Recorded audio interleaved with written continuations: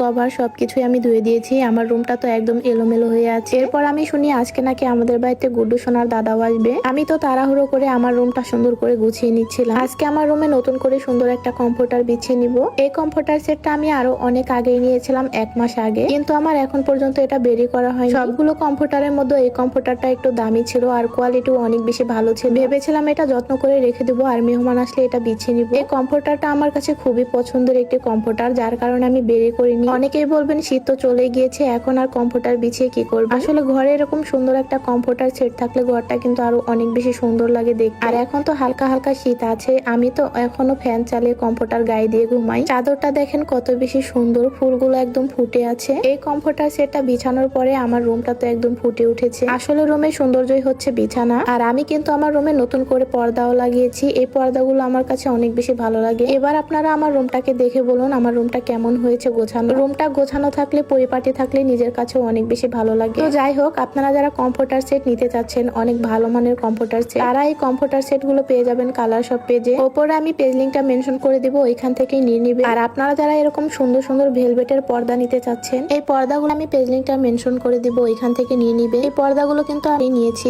আমার বিছানায় নতুন করে কমফোর্টার বিছানোর পরে আমার কাছে এত বেশি ভালো লাগছিল। এখন তো মোটামুটি শীত চলে গিয়েছে আর এখন কিন্তু কমফোর্টার সেট গুলো একদম ডিসকাউন্ট প্রাইসে বিক্রি করছে কালার শপ পেজে। যাই হোক, এবার আমি আমার পুরো রুমটা দেখিয়ে দিচ্ছি কেমন হয়েছে আমার রুমটা গোছানো। সবাই কিন্তু কমেন্ট করে বলে যাবেন। আসলে নিজের রুমে নিজের শান্তি আলাদা। এদিকে ঘরে আমি